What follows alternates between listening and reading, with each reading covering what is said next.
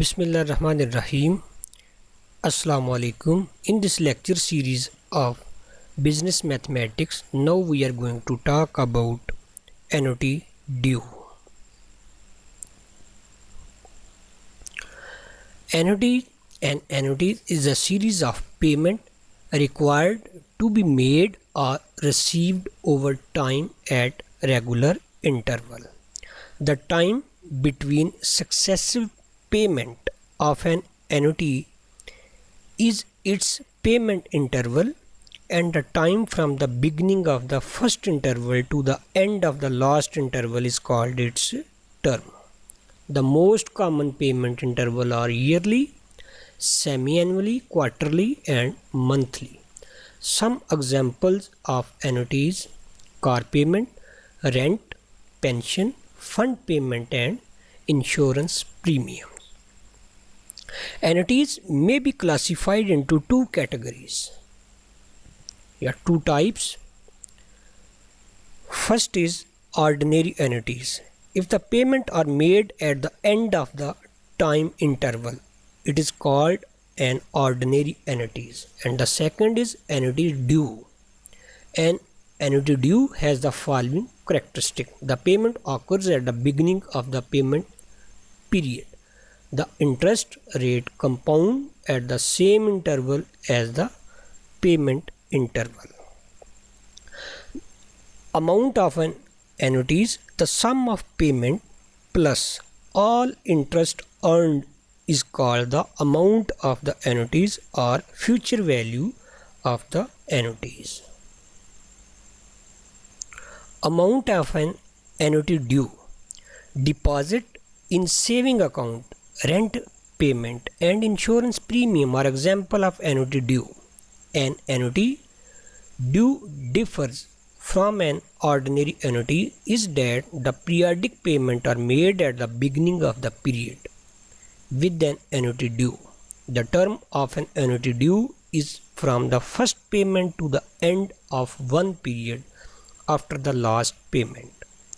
An annuity due draws interest for one period more than the ordinary annuity. Thus, the value of an annuity due may be found by first finding the value of an ordinary annuities which has one more rent payment and then subtracting the value of one payment. The formula is for calculating the sum of series of regular payment. Future value for annuity due is R into 1 plus I raised to the power n minus 1 by I time 1 plus I, and present value of an annuity.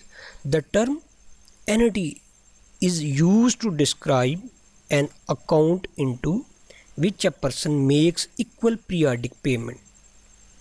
This term is also used to describe an account from which a person receive equal periodic payment. That is, if you invest a lump sum of money in an account today, so that at regular interval you will receive a fixed sum of money, we call this lump sum the present value of annuities. Many people who are retiring purchase annuities to supplement their income. This annuity pays them a fixed sum of money at regular intervals. Usually each month the lump sum is called the present value of the annuity. And the formula for present value of annuity due is R into 1 minus 1 plus I raised to the power minus n by I time 1 plus I, where R is cash flow per period, I is the interest rate and n is the number of payments. अब हम इसके लिए कुछ questions देखते हैं, जैसा कि Elon want to deposit $300 into a fund at the beginning of each month. If he can earn 10% compounded interest monthly, how much amount will be there in the fund at the end of 6 year? Cash flow पर period जो है वो जिसको हमने are से denote किया हुआ है वो $300 है। इंटरेस्ट रेट जिसको हमने आई से डिनोट करना है वो 10% है। अब चूँकि ये कंपाउंडेड मंथली है तो इसे हम क्या लिखेंगे 10% बाई 12 यानी 0.1 बाई 12 और ये मिलेगा 0.008333। और नंबर ऑफ़ पेमेंट चूँकि 6 ईयर्स के लिए है, एक ईयर्स में 12 पेमेंट हैं तो ये बन जाएगी सीरीज़ जो है वो टोटल पेमेंट की 72। अब हम क्या करेंगे जो फ्यूचर वैल्यू का, क्योंकि हमें फ्यूचर वैल्यू फाइंड करनी है, यहाँ पे फ्यूचर वैल्यू का जो फार्मूला है एनुटी ड्यू फाइंड करने का वो हम लगाएंगे जो कि r into 1 plus i raise to power n minus 1 by i time 1 plus i है। इसमें i, r और n जो है इनकी वैल्यूज़ हम सब्स्टिट्यूट करते हैं और इसके बाद हम इसको कैलकुलेट करेंगे तो हमें फ्यूचर वैल्यू फॉर एनुटी ड्यूज़ मिल जाएगी। जैसा कि r हमने ये $300 लिखा, 1 प्लस आई जो है ये 0.008333 है, n हमें 72 मिला हुआ है माइनस 1 बाई दिस। सबसे पहले हम इन दोनों को ऐड करेंगे, इसकी पावर लेंगे 72 इन दोनों के सम की और उस रिज़ल्ट से हम क्या करेंगे 1 को डिडक्ट करेंगे, जो भी मिलेगा उसको हम इस पर डिवाइड करके इस टोटल के साथ मल्टीप्लाई करेंगे और साथ ही जो रिज़ल्ट मिलेगा उसको इससे मल्टीप्लाई कर देंगे तो हमें स्टेप बाई स्टेप ये हम सारा करते आ रहे हैं तो हमें ये रिज़ल्ट मिल जाएगा। जैसा कि अब देखें ज़रा हमने क्या किया, इन दोनों को ऐड किया, ये लिखा, इन दोनों को ऐड करके ये लिख लिया। इसके बाद ये सारा जो ऊपर नामिनेटर में आ रहा है इसको मल्टीप्लाई किया सारे को, यानी पहले इसकी पावर हमने ली 72, उसमें से 1 को माइनस किया, जो रिज़ल्ट मिलेगा उस रिज़ल्ट को हम इससे मल्टीप्लाई करेंगे तो हमें मिलेगा 0.824364 और आपके पास जो डिनोमिनेटर में नंबर है वो उसी तरह से रहेगा। अब सबसे पहले हम क्या करते हैं, इन दोनों का कोशेंट फाइंड करते हैं, यानी इन दोनों को डिवाइड करते हैं। डिवाइड करने से हमें मिला 98.92 7598। इन दोनों का प्रोडक्ट हमने लिख लिया ये, तो यही हमें फ्यूचर वैल्यू चाहिए थी एनुटी ड्यू के लिए। एक क्वेश्चन है जी, calculate the future value of 12 monthly deposit of $1000 if each payment is made on the first day of the month and the investment rate per month is 1.1%. Also calculate the total interest earned on the deposit if the whole amount is withdrawn on the last day of 12th month. Cash flow आपके पास $1000 है, interest rate है 1.1% यानी 0.011/12 और ये मिलेगा 0.00091167 और number of payments हैं आपके पास एक साल के लिए हैं जो 12 हैं, 1 × 12 = 12।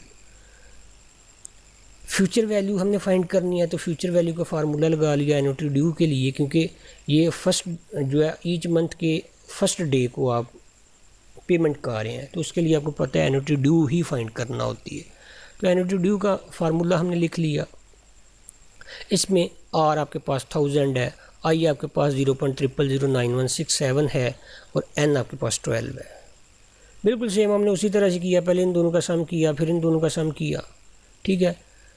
इसकी पावर जो है सम की 12 लेके उसमें से 1 को माइनस करके और जो ये सम मिला होगा उससे मल्टीप्लाई करके ये लिख लिया। इन दोनों का कोशेंट हमने ये लिखा, दोनों का प्रोडक्ट हमने ये लिख लिया, ठीक है।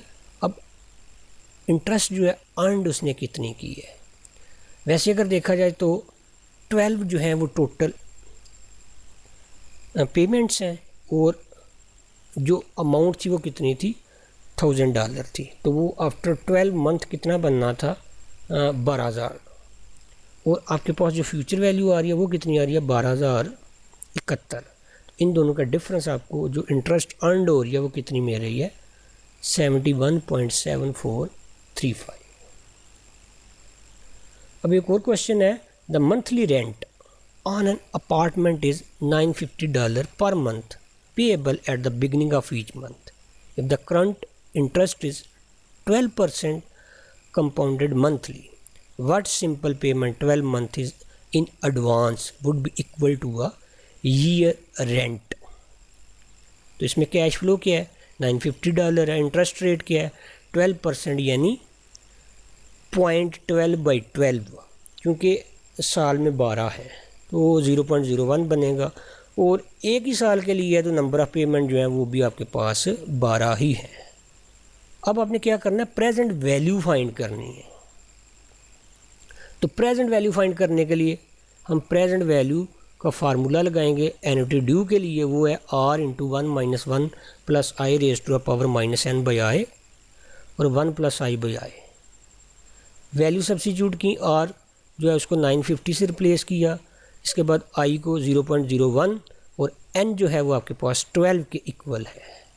उसी तरह से सबसे पहले हमने इन दोनों का सम किया, इन दोनों का सम किया। अब ये जो सम आपको मिला इसकी पावर -12 लेके 1 में से सब्ट्रैक्ट करने के बाद इससे मल्टीप्लाई करेंगे 1.01 से, तो ये हमें मिलेगा 0.113676। उसको डिवाइड कर देंगे हम 0.01 पे, तो जो भी हमें टोटल मिलेगा उस टोटल को हम 950 से मल्टीप्लाई करने के बाद प्रेजेंट वैल्यू जो है वो लिख लेंगे $10,799.2468। ओके, अल्लाह हाफिज़।